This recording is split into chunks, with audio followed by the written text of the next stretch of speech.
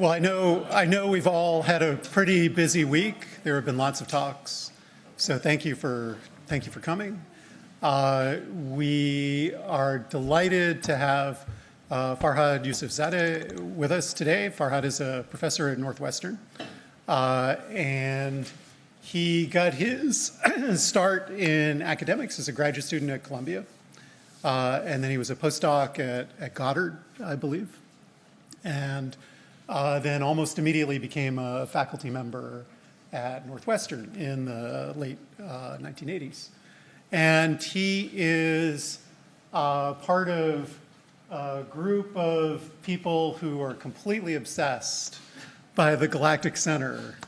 And he's been doing JWST observations of the Galactic Center, and he's going to tell us about that today. So, Farhad. Okay, great. All right. Well, thank you so much, George. I appreciate your being able to actually put together a seminar, a lunch seminar for me. And I'm really delighted to be here. And I haven't been here for a long time, so it's nice to see many colleagues and friends and students so far. So today I want to talk about the black hole at the center of our own galaxy. This paper was just recently published in AppJ, and there is actually preliminary results of the second paper that we're working on, and that's mainly on different aspects on X-ray flaring events. This is a cast of characters that I work with. Many of them are my longtime collaborators, and in fact, some of them were graduated from here. I think Rick Arendt is from here. He did his graduate work here. And I think Howard Bushhouse is also from here. So there's a lot of connection here. The work that I'm going to talk about is really mainly centered around the Galactic Center, which is a very complex region. So I'm going to just be going through basically the details and a lot of background and context of the Galactic Center, so make it interesting for people who are not familiar in this part of the galaxy or studying this part of the galaxy. So I'll talk quite a bit about why we think that there's a supermassive black hole at the center of our own galaxy. Then I'll talk about the spectral energy distribution of JWST, and then talk about some recent measurements, JWST observations of the Galactic Center, and particularly talk about log curve, spectral index, and also what the origin of flares is. And then hopefully, if I have some time, I'll talk about X-ray and near-infrared flares from Sagittarius A star. So a good place to start is to show you a video, a journey going through the center of the galaxy.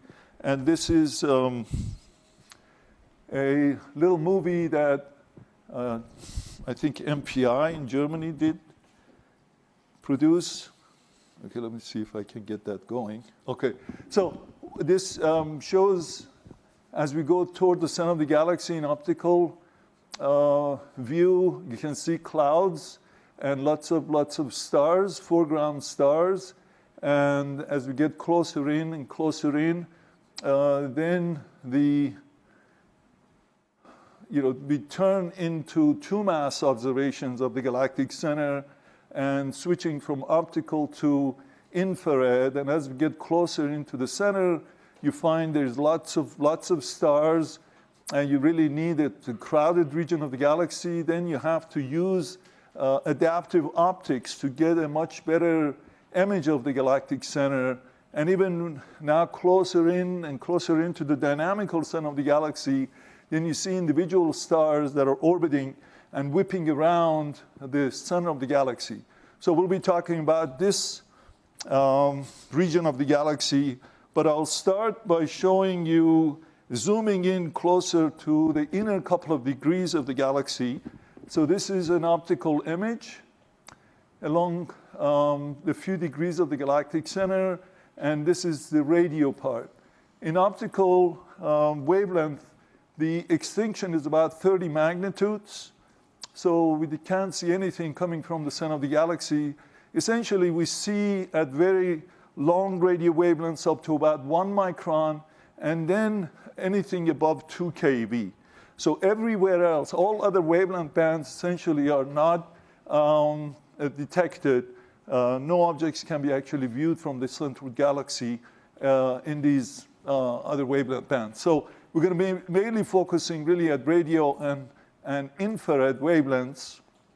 So this is a radio image of the galactic center. There are lots of interesting interstellar processes happening here.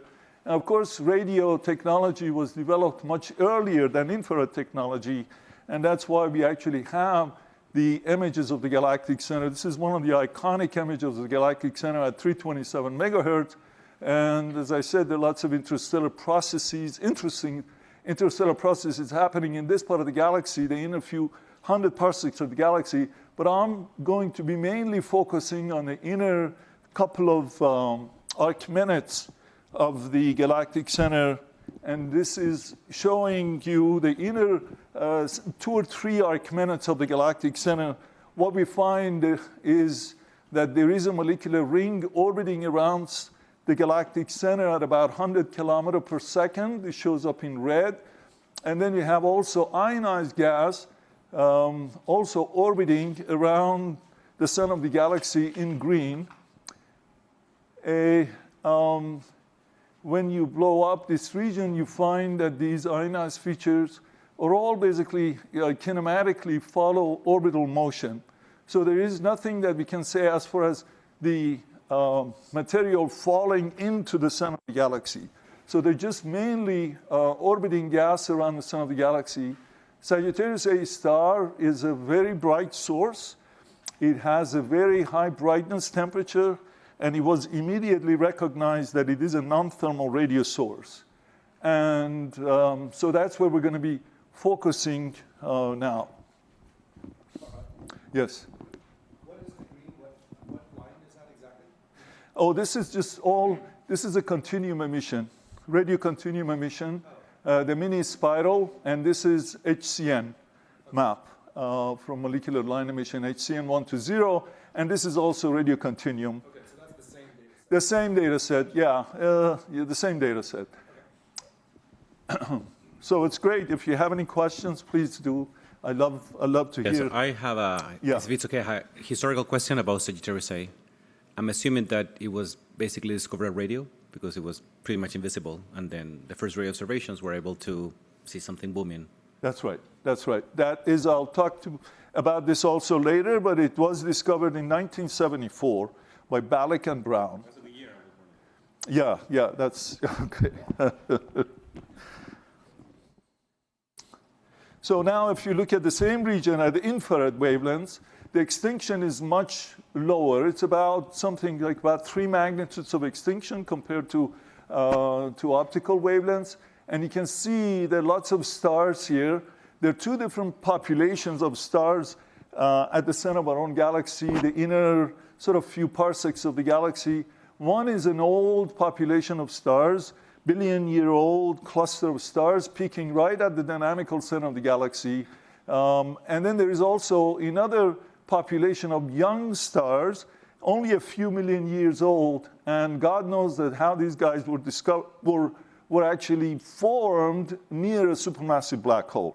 And this is something that people have all kinds of interesting ideas, but somehow nature finds its way to find these stars forming in situ within a couple of light years of the center of the galaxy.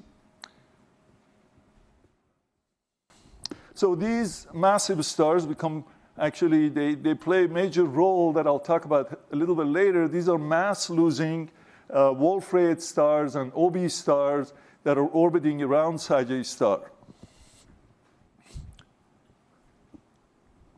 Oops. Okay, so if I merge this, and you can see that the orbital motion of stars showing up here, the velocities are fairly high. So the red stars are basically moving around the center of the galaxy in a coplanar sort of geometry. They're actually forming a disk. There are about 100 massive stars that are within a couple of light years of the center of the galaxy, and they're basically mainly orbiting around Sgr star in a diskish structure, and it shows up in red here. And then blue are a little bit more random. Some people thought that it's actually a second disk, but there was some disagreement. But we know for sure there is a clockwise motion of about 100 OB stars around Sgr star within about a couple of light years of Sgr star. Yeah.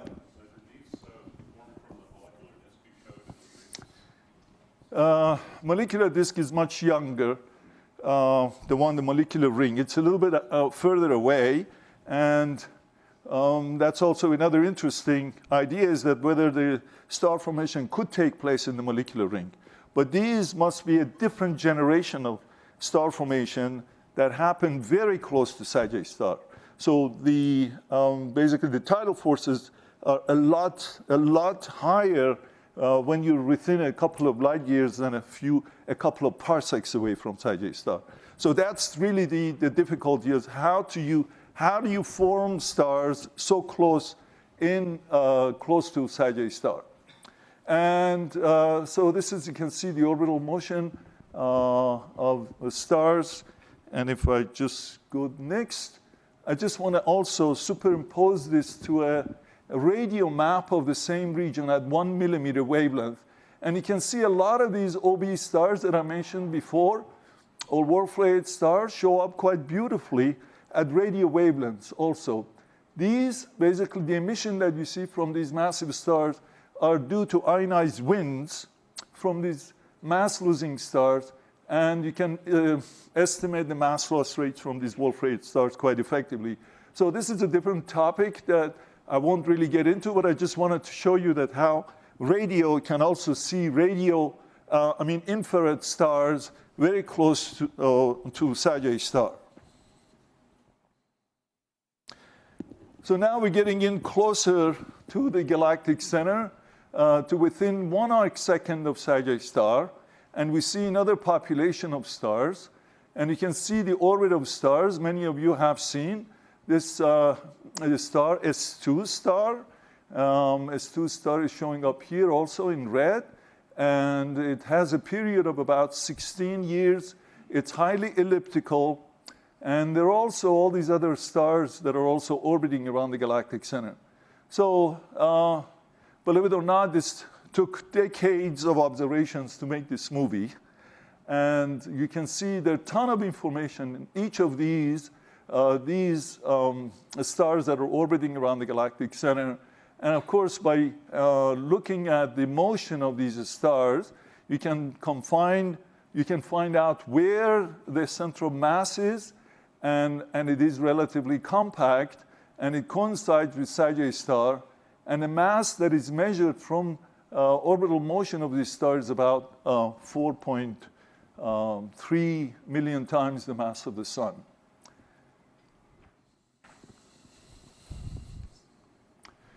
So this determination of the mass of the star was so important that the Nobel Committee gave 2 Nobel Prizes to Reinhard Genzel and André Ghez, and they basically used 2 different instruments. One in Chile, this is the interferometer, 4 8-meter telescopes used, and also the Keck telescope. So this was a tremendous work in terms of measuring the mass of this object at the center of the galaxy.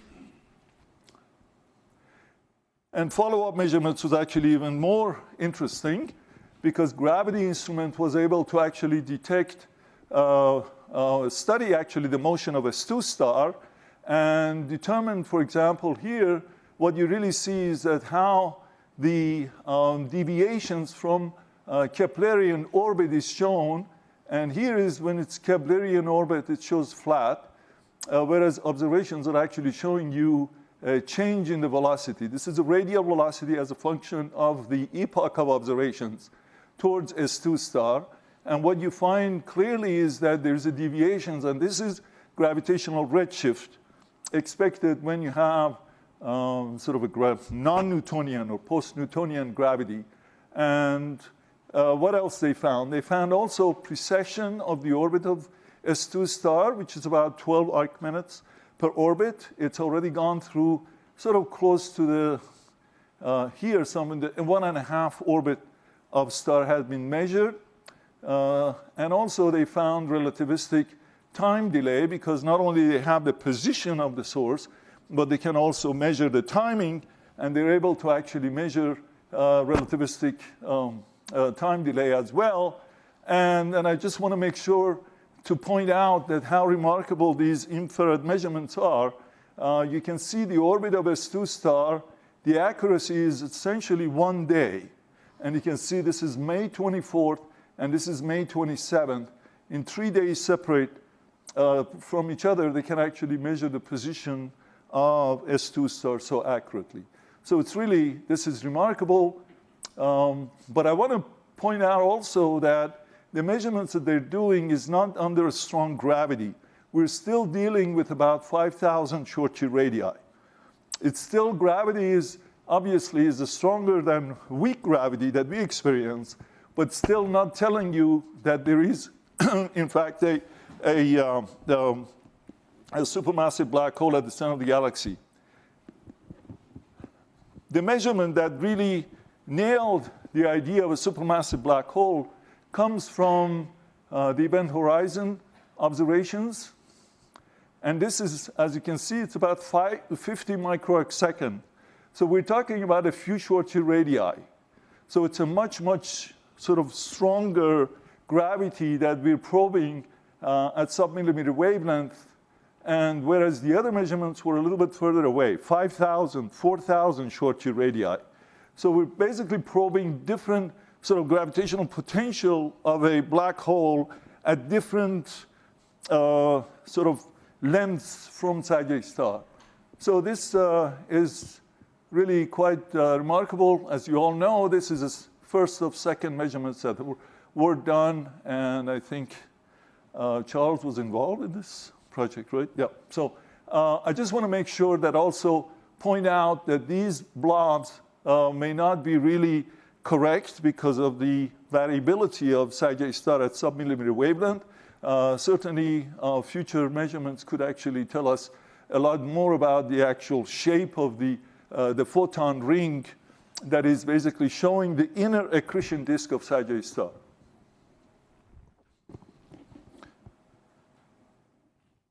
Somebody asked me about the discovery of Sagittarius star at radio wavelengths. I thought I also point out that Sagittarius star was discovered in 1974. This is the map that was produced by Balick and Brown. At that time, there were only 3 interferometers, Greenbank interferometer, and I think the longest baseline was about 26 kilometers. And they were able to actually see a very non-thermal, very bright source at the center of the galaxy. And now we're shifting from 10 centimeter wavelength all the way to about 1 millimeter wavelength. So the technology over 45 years has advanced quite a bit, that you can go from 26 kilometers to the size of the Earth in terms of the sort of the baseline, but also you can go from 10 centimeter wavelength to about 1 millimeter or even sub-millimeter wavelength. So that's really, the achievement is really mainly about the technology that has advanced over the years, and we can actually learn something really new and interesting. So now we know that we have a supermassive black hole at the center of the galaxy, 4 million solar masses. Let's talk a little bit about the spectral energy distribution of Sagittarius star. This is a relatively old plot showing the spectral energy distribution, different frequencies going from radio to X-rays. You can see most of the emission is really in the millimeter and radio wavelength.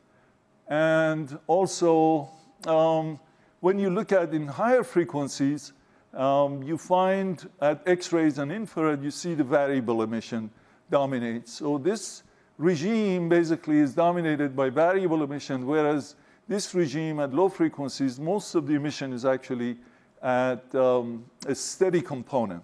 There is variability associated with this, but there is also a steady component.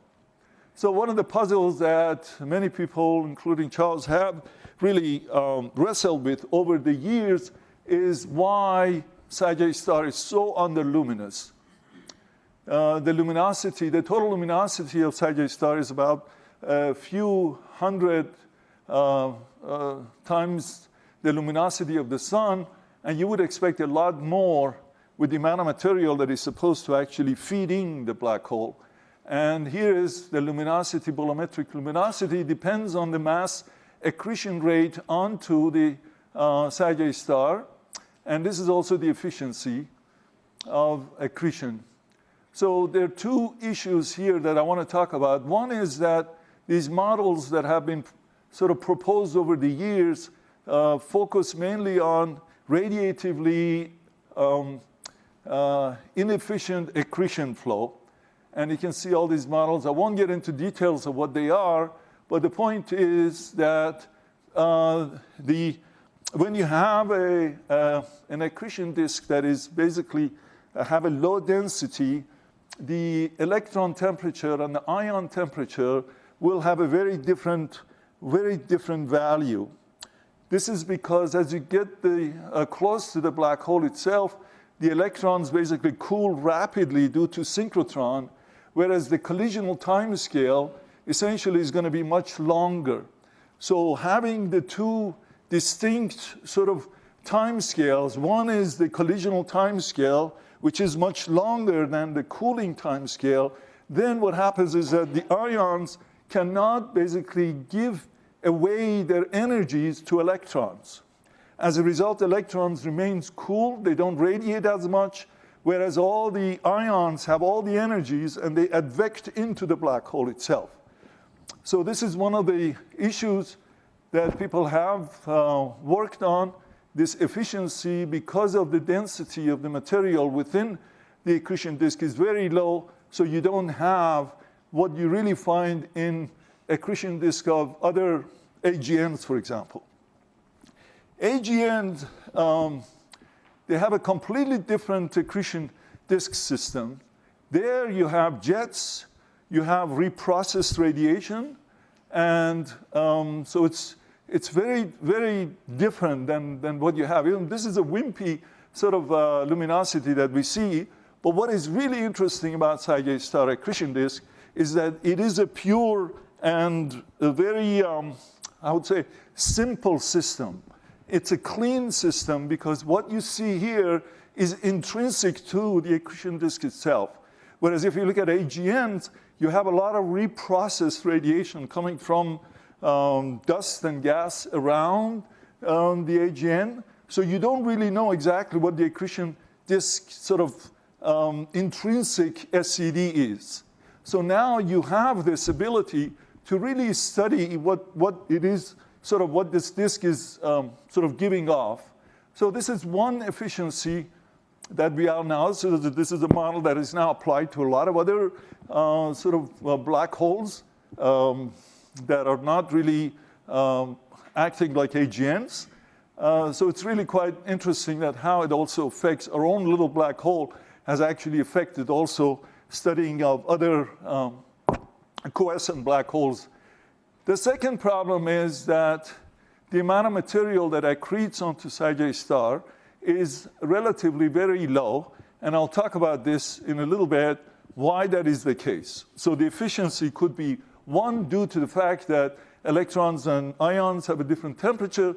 The other efficiency is that how much material basically feeds in to the accretion disk, and that's another efficiency. The amount of material could actually be a lot lower as we get how it's being fed from outside. So as I mentioned before, there are lots of variability involved in this part of the spectrum of Sgr. And in fact, the first variability at near infrared was discovered more than 20 years ago.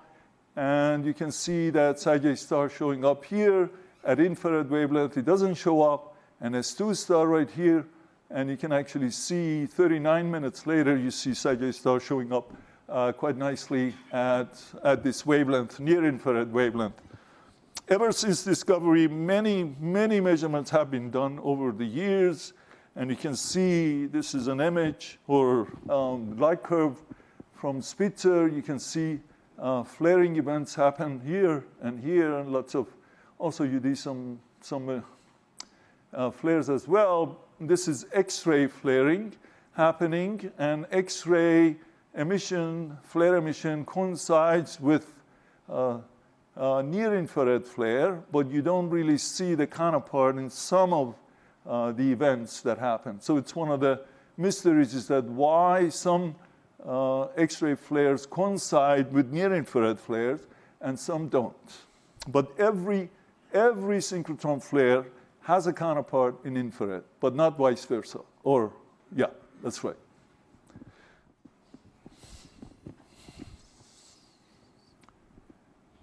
Now, another remarkable measurement that was done by gravity was the discovery of a near-infrared flare tracking the black hole here. So this is a black hole here. You can see the resolution is quite good here.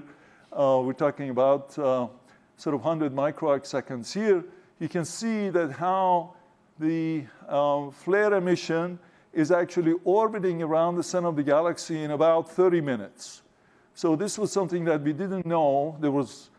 For a long time, we knew that flares happen very close to the inner disk of the black hole, but we didn't know exactly where. And here is really showing that how flaring events is happening so close to the black hole here. We're talking about only about 5 Schwarzschild radii from Sagittarius star. So flares are actually quite interesting because it probes the gravitational field of a supermassive black hole. It's very close, under very strong gravity. So we can actually test some of our ideas in the innermost sort of region of the accretion disk of a supermassive black hole. And so ISCO is the innermost stable circular orbit. Is at a, if there is no black hole spinning, it's about something like 3 Schwarzschild radius, and this flare is actually happening outside the ISCO.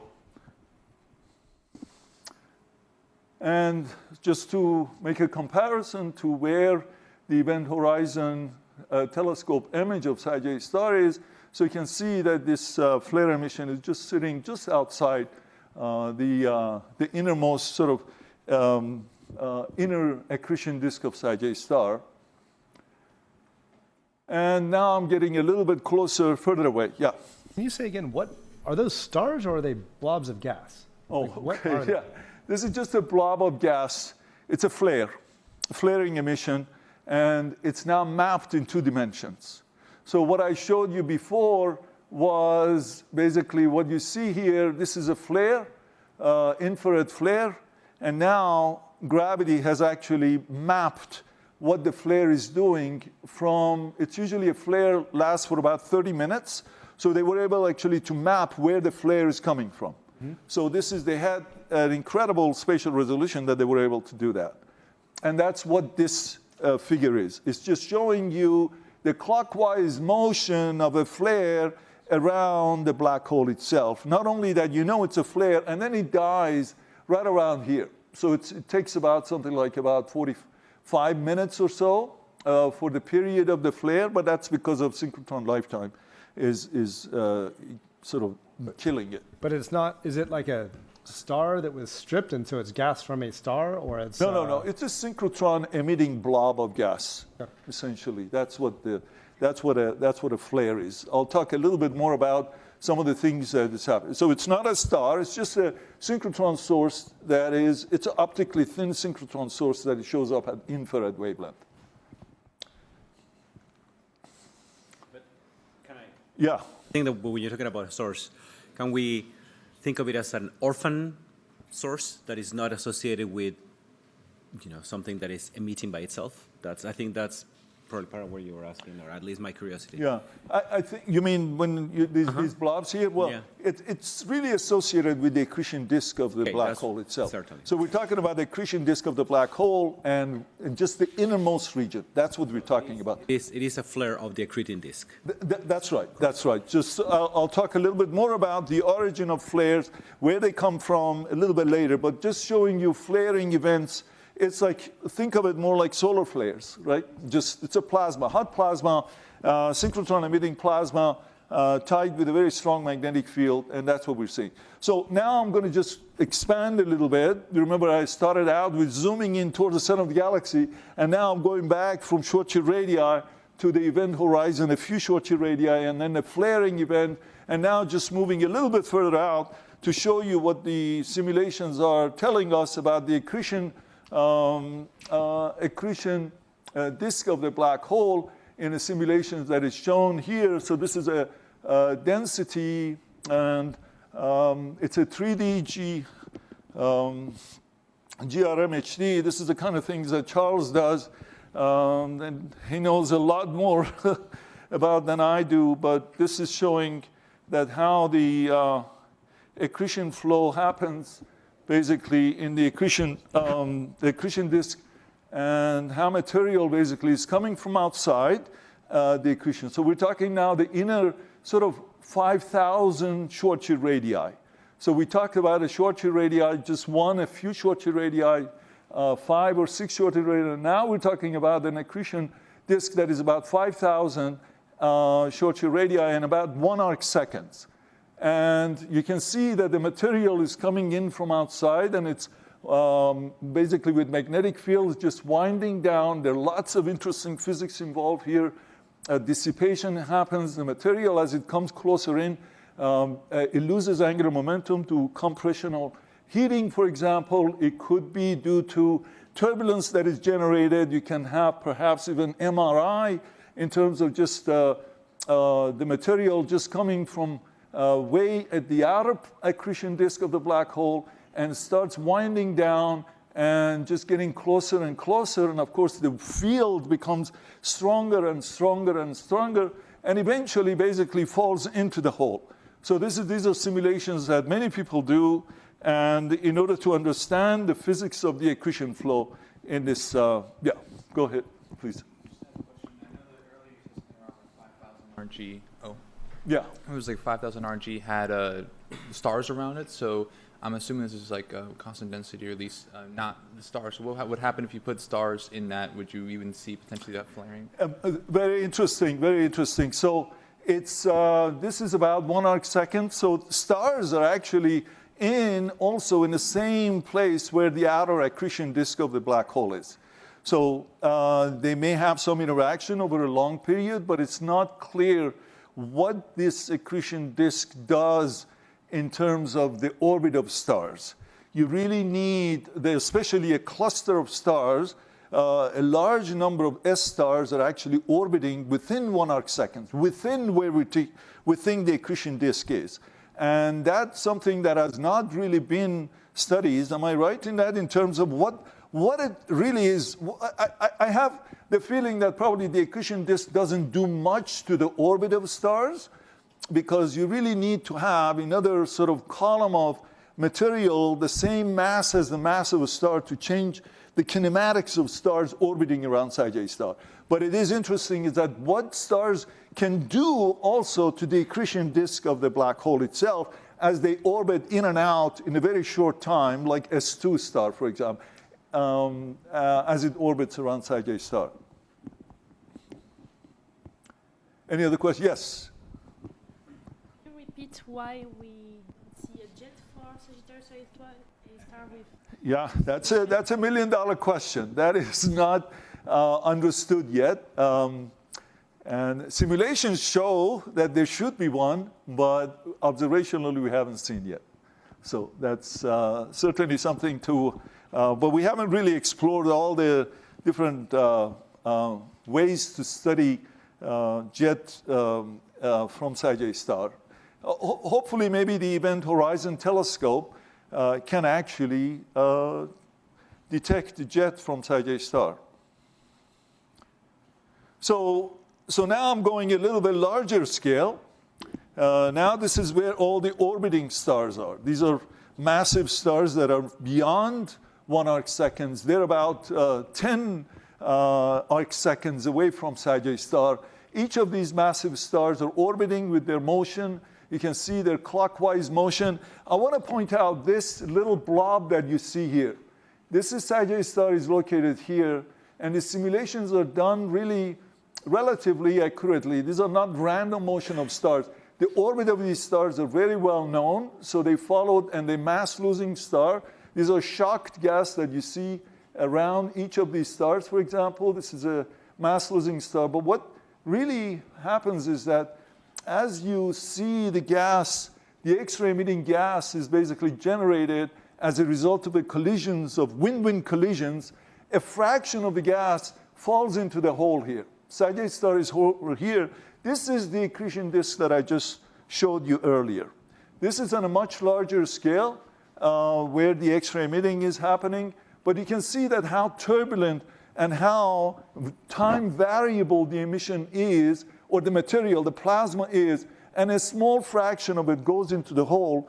And that is actually the second efficiency that I was talking about. The inefficiency of the material falling into hole is seen here because material is just so hot. It's 20 million degrees. It can move basically in all kinds of direction, but only a small fraction of it can get into the radius, the capture radius of the black hole. And that's what the accretion disk is being fed from. Basically, they feed the galactic center accretion disk these winds themselves. So they play a major, major role in feeding the black hole. Question? Yes? So you showed the flaring behavior before, and sometimes it flares in infrared but no X-ray. Was that just in a smaller region around a Sagittarius star? Yes. The so flaring, it seems these flaring, this is happening very close to the, at the innermost sort of portion of the accretion disk of Sagittarius star. Well, what I was wondering was if you're getting colliding winds and you're getting X-rays from those, there must be variability in X-ray that's not attached to the infrared variability of the disk. So why don't we see that? Well, certainly there is variability. There's a lot of, as you can see, angular momentum is changing constantly, and that's how the accretion disk that I showed you, the simulation, is constantly changing, because there's a lot of variability is coming from outside. So the angular momentum is changing, so as a result, Sagittarius star is a variable source. And then I'll talk about the flaring event is actually a variable source, but a much shorter time scale. We're talking about on a scale of years and decades that are moving around. Those are much shorter time scale that we're talking about. And so the variability is basically seen in all kinds of scales, from years to decades to, at least in the simulations, but observationally we see things basically on a much shorter time scale. So just some of you may not be familiar. I mean, you already too much stuff to take in. Just I want to show you again the scales that we talked about so far. Schwarzschild radius. This is ISCO. This is where flaring event is taking place. And this is the outer accretion disk that I mentioned before, 10 to the 5 Schwarzschild radii. And then these are orbiting stars that I just showed you the simulations. So you can get a sense of what we're talking about. This is a capture radius. A fraction of the gas that is coming in with all kinds of different angular momentum falls into the capture radius of the black hole, or sometimes called Bondi radius. But Bondi radius is actually really it's probably named for a completely different reason, because Bondi radius is really for a static situation where you have a massive object here, for example, and you have material falling in. As long as the gravitational energy is equal to the sort of the velocity squared of the material here, then some of the gas falls into this sort of radius, which is, and you can find out how much mass accretion, what the mass accretion rate is when you have a situation, a static situation, and this situation is basically Bondi radius. That's the definition of Bondi radius. But what we have at the Galactic Center is very different. It's because the gas outside this radius is changing all the time. It's very dynamic. Sometimes the material goes in with all kinds of different angular momentum. This is not exactly the classical view of how material falls in and it's crossing the Bondi radius. So it's more of a capture radius, but the capture radius is still about 1 arc seconds or so. So it is just to point out that the reason that the mass accretion rate is also so low is because of all the complications needed for the variable X-ray emission that is falling into the hole. Okay, so enough of introduction. I hope I haven't got a chance to really talk about, whoa, Jesus, I don't have much time now. Oh boy. So this is the James Webb Telescope and 6.5 meter. Why we studied it is because it's really two instruments used at the same time at near infrared. This is something that you can't do in ground-based observation, so it's really wonderful to have two instruments at two different wavelengths simultaneously looking at JWST. You can see the level of confusion that you see at the Galactic Center. It's tremendous how confusing it is, but it's amazing that we were able to actually detect a black hole at near-infrared wavelength. What do we see as far as observations that were taken over a year, a span of a year, in 7 different epochs, and some of them were actually observed with the EHT. Hopefully we'll find out some more analysis of this later when the EHT data are analyzed. So you can see that JWST is varying at 2 different wavelengths.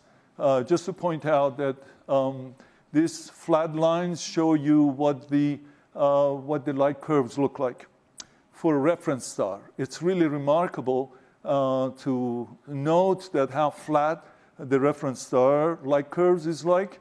And then you can see that everything that we see, all the fluctuations and the flaring that we see at 2 different wavelengths are intrinsic to JWST. And so that's what so we had some failures, but if you're interested, I can tell you why we had some failures in our measurements. Here is just showing you some individual days of observations. You can see lots of flickering here, and you see these flaring events. I want to point out that there is the data point here. The sampling time is only 18 seconds. So you can see the variability is happening even over 18 seconds. So the intensity increases by a factor of 2 in less than a minute. So that's actually quite interesting because then it constrains the acceleration mechanism. If you have a sub-minute, half a minute of time scale for variations, then it constrains basically light crossing time is going to be less than a minute, which is corresponding to a Schwarzschild radii. So Schwarzschild radii is only about, gravitational radius is about something like 20 seconds. So now we're studying basically the acceleration mechanism is happening on a scale which is only about something like Schwarzschild radii. So flaring is actually telling you something interesting about a sort of event horizon size scale. And that's why I think we may learn quite a bit about the inner disk and also the size scale in which the acceleration is taking place. What else? And this is just showing you something entertaining. This is NASA product. You can see that this is at 2 wavelengths, 4.8 micron and 2.1. And you can see this 9 hours of light curve is compressed in 15 seconds. And let me show. So I want to just talk about 2 populations of flares and flickers, power spectrum, and what do we learn from the time delay and loop diagrams. And so let me start by showing you the histogram of the emission from JWST.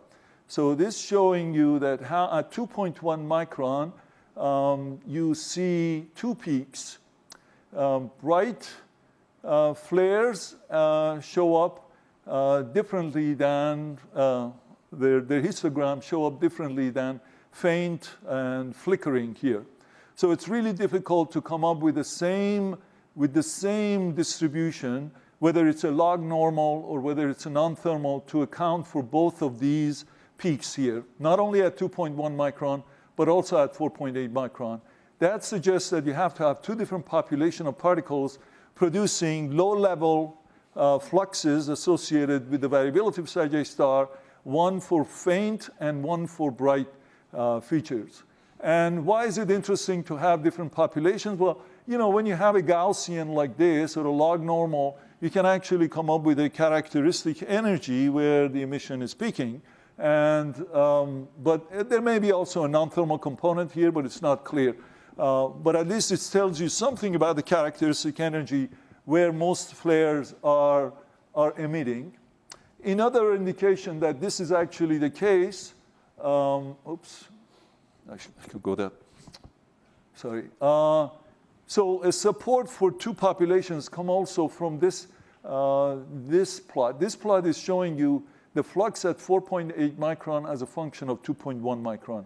You can see that the slopes change quite, it's fairly smooth, but you do see a different change, a different slope, and that is seen in every day that we observed, in 7 days of observations. This is only 1 day observation. That tells you the spectral index of the faint flares are steeper than the bright flares. So this is a flare that we see on April 7th, and you can see. So that, again, is consistent with the picture that you have two different population of particles that are emitting. One is a steeper spectrum having a different histogram, and the ones that actually show faint flares. What else? I want to show this, this plot. We used to use Hubble Space Telescope long ago, and they have an infrared filter, and we couldn't really have simultaneous observations, but we had to switch between two different wavelengths. And here you can see that faint features also show up to be having a steeper spectrum than the ones that are brighter. Anyway, there are a lot of difficulties with Hubble because of the fact that we didn't have two simultaneous observations, so we had to switch back and forth, and that is consistent. But then you see things like this that you have no idea why that is the case.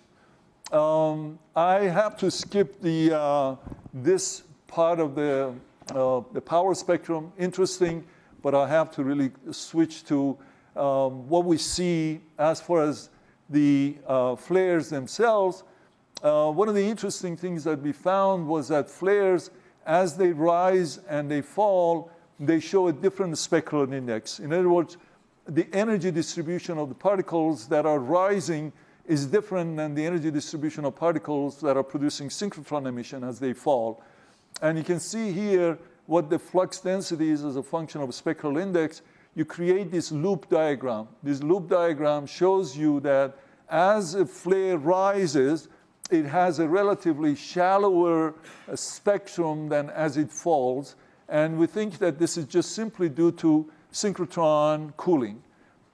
Just as an example, if you have a magnetic field of 30 Gauss and the synchrotron cooling is going to be 14 minutes at 4.8 microns and 9 minutes at 2.1 micron. So that you can see that just the fact that as you basically the flare falls, the 2.1 micron electrons that generate 2.1 microns already lost some of their energies, whereas 4.8 micron is still hold on. And so the steepening is happening because of the mismatch between the two different lifetimes due to synchrotron radiation. Another indication that this is a case is that if you cross-correlate the 2.1 and 4.8 microns, the cross correlation shows a time delay between the peaks of the emission here. So you can see there is a 40-second time delay, and there is also, we see it in all 7 days of observations, when, so 2.1 micron flux is peaking first, and then 4.8 micron. And this is what is showing you the time delay. Again, it's because of the energy losses at 2.1 micron is is a bit quicker than the electrons that produce 4.8 micron. So what else we can do? Modeling of this flaring events can actually be done by assuming that you're injecting a non-thermal sort of power law distribution of particles, electrons in this case, and with some energy cutoff, and you let them basically lose due to synchrotron radiation in a given magnetic field, and then you find out what you're going to learn, what you're going to see basically after the losses. So the injection is only for a short time. It peaks and then it falls, and then you basically try to model the flare emission that I just showed you before. And by doing that, you can see it's a reasonable. A lot of details are really just pushed on the rug here. All these little changes that you see, those are much more difficult to really account for. But you can see that for the most part, you can get a decent number density of electrons. You can also learn what the magnetic field of flare is. And of course, since it's optically thin emission, you can't really see what the size of the object is. But the minimum size is about a fraction of the gravitational radius. All right, so you may want to ask, what is the origin of flares? So a lot of simulations are now showing that flares are generated from the accretion disk of the black hole. And as I mentioned before, you can see that how the magnetic field from the outer disk comes in, and it just winds, and it just basically builds up slowly and slowly and slowly and slowly, and eventually reaches to a point where the pressure due to the magnetic field is becomes stronger than the gas pressure. And then that's where the sort of the material gets ejected, similar to some stuff, solar flares that you see. And here are diagrams showing it that the material basically gets accelerated, a current sheet gets accelerated, and a plasmoid is ejected in the direction away from the accretion disk of the black hole here. And these are all happening very close to the inner disk within a few Schwarzschild radius of the black hole. And this model basically shows that you have this sort of a blob of gas ejected as a result of it. It's a rupture from the, so a portion of the material in the accretion disk just get ejected out, and that's what we think, or at least simulations indicate, and I think is consistent with some of the radio measurements that we've done. So just want to show you this because I have to show these simulations again so that you can get a sense of what I'm talking about here. So if I go to about 5,000, I have to move it forward to see. So let me just show you how the material that is falling in closer and closer to the black hole, every now and then the material gets ejected. And this image should show at around this time, you see that, the green material here? All these are plasmoids that are ejected as the material gets wind down and the sort of the magnetization happens. So we think that the simulations show this, and we think that what we really see is also could be produced as a result of this injection of material from the accretion disk of the black hole. And let me see if I can stop this.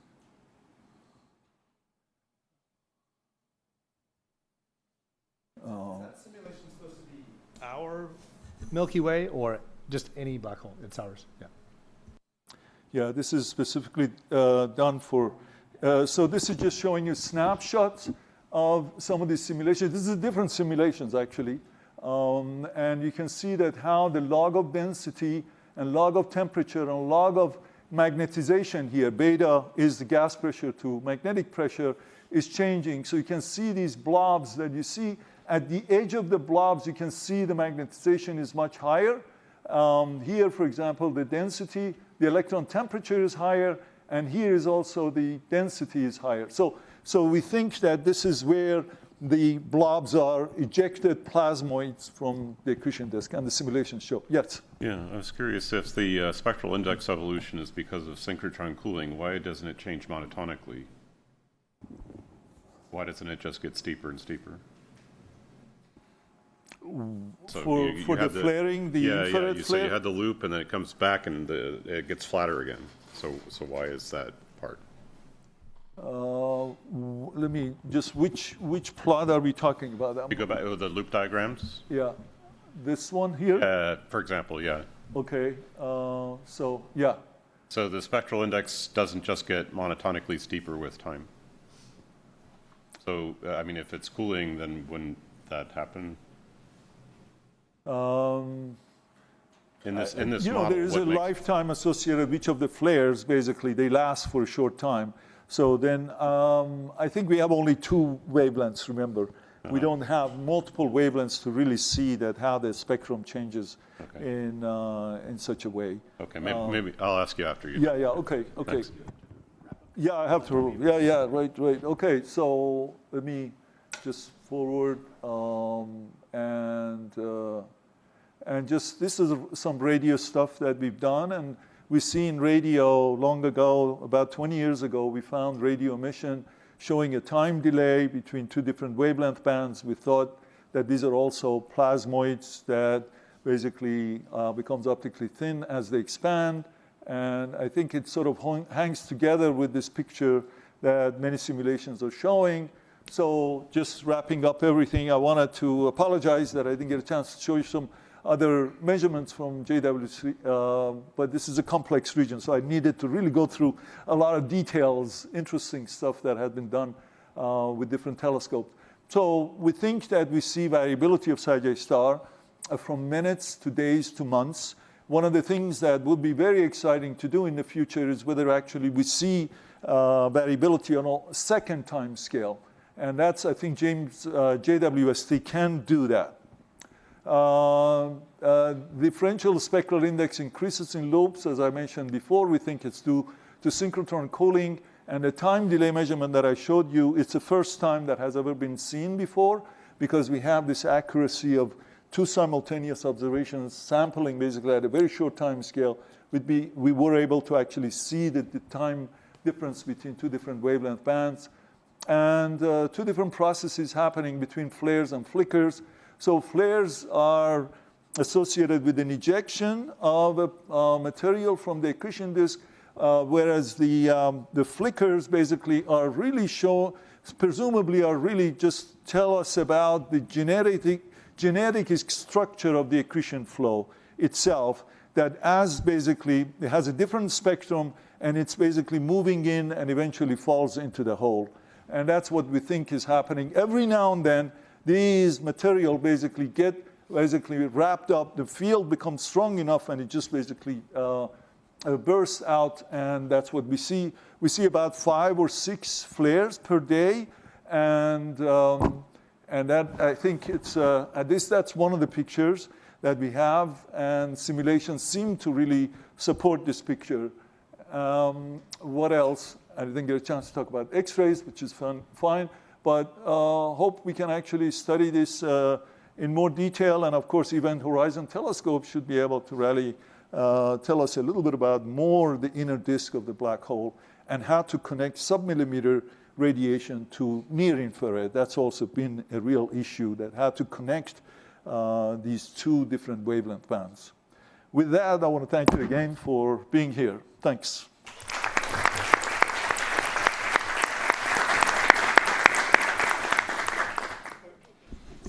I had a question about the model that you used to model the flares. So there was an injection rate R as a function of time. Was that, so there's some freedom in choosing that injection rate, and was it specifically chosen to match the rise? Exactly. So it's really very ad hoc. It's just showing you inject it and then just see how evolves, the synchrotron cooling evolves, and then just try to match the flare. So it's really more like a toy model. It's reasonable, but it's not really crazy. But it's not anything fundamental, first principles. I see. Okay. Yeah. Yes. It's only really the intensity is lower by a factor of 10. So because of the extinction at 2.1 micron, the intensity is just lower by a factor of 10. And at 4.9 micron is really just a factor of a couple. So it's really not bad. We actually see the emission quite nicely. It's a big telescope, so you can actually detect very weak signals also. Yes?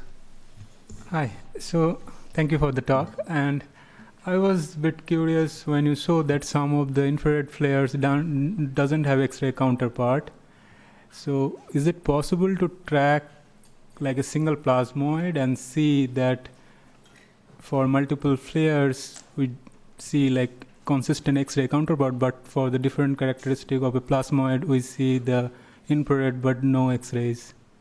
So is this disconnect between the X-ray infrared, is it the characteristic of the plasmoid or is it something different? It's really just tied to the spectrum of the electrons that producing synchrotron radiation. And I'm assuming that people think that you have one population of particles producing both the infrared flare emission, but also X-ray flare emission. But some people think that it's actually two different populations. One is just the infrared flare is generated, and then you have inverse Compton scattering producing the X-ray emission. So this is a topic of debate. It's really not established. It's actually how is it that you have sometimes X-ray flares coincident with near infrared, and sometimes you don't. So it's really not clear exactly. So it would be interesting to see what plasmoids do as far as their X-ray properties. I don't know really. I think maybe Charles has more. Yeah, we can talk about. Yeah. Yes. So, thank you for the amazing talk. So it's very interesting to know that we can now study the very extreme environment surrounding the supermassive black hole. So we need to take into account the general relativistic effect. So could you make some examples of how the general, the GR is taken into consideration when you analyze all the data here? And I mean, what should we expect, the material so close to the supermassive black hole? Well, this is already being done. All the simulations that I showed using general relativity MHD, and it's in 3D also. So it's really becoming, of course, this is a place to be, because Charles have been doing this for a long time, and it's have some of the best simulations. I think the difficulty is not so much GR is already well known, and you try to really see the predictions of what these measurements tell you in terms of the GR. But what I really think would be really interesting to see what the physics involved in the accretion disk of the black hole, because there's so many different processes that are happening in the accretion disk of the black hole, and I think that's where we don't really know whether what fraction is due to dissipation, what fraction is due to compressional heating, what fraction of the magnetic field just gets wind down, whether there is MRI involved in this, how do you get the material falling into the hole? So there's a lot of turbulence involved with the MHD, and those are all interesting physics. And of course, that's what a lot of simulations are different from each other. Correct me if I'm wrong. What are the major differences in different simulations? Is it more about the physics of the accretion disk? Physics of the electrons is really hard. So it's an unsolved problem in plasma physics to understand what's happening in these relativistic collisionless plasmas. So sorry, are these simulation the same with for our galaxy the same as in AGN? I mean the disk simulation? No, very different. No, those. Yeah. No, go ahead. No, please. I'm here to learn. Yeah. So in AGN, radiation forces tend to be important if you're accreting near the Eddington rate. So our galaxy and M87 are some of these low luminosity flows where radiation is not important. Radiation forces.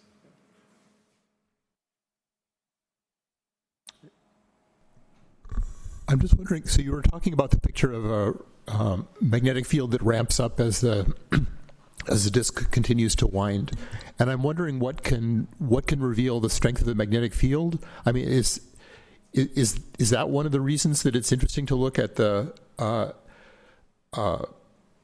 synchrotron cooling rates, or does like radio polarization give a hint of the magnetic field strength, or is there some way to see it? So, you know, the cooling that I mentioned before, synchrotron cooling, gives you a sense of what the magnetic field is, but all the modeling that we're doing here is actually telling us about the magnetic field strength of flares themselves. So that is, I think, actually can be measured quite nicely, especially when you have two different frequencies observing at the same time and you see the flares happening. But what I think is not clear observationally is what the magnetic field is in the accretion disk of the black hole itself. The flaring is obviously, the field is very high, but observationally I'm not convinced, because it's complicated, because what you have, the accretion disk is really, it's a magnetized Maxwellian, relativistic Maxwellian distribution of particles. So Charles has done quite a bit of work on this. So it's really more complicated, I think. And observationally, we haven't been able to really see what the polarization of the accretion disk is so that we can resolve different features and measure the magnetic field. But it is, at least for the flares, is pretty clear. Many measurements have been done. We're talking about magnetic field of about something like 10 to about 100 Gauss. So that is known. But I think the disk itself is, I think you said, yeah, it's lower. But how much and how it changes from the outer disk to inner disk is all theoretically known, but I think observationally there are some issues. Hopefully the event horizon can really address some of these issues in the future, because they have both polarization measurement that they can do, but also they can image the accretion disk hopefully better than what they've done so far. Okay, let's thank Farhad again.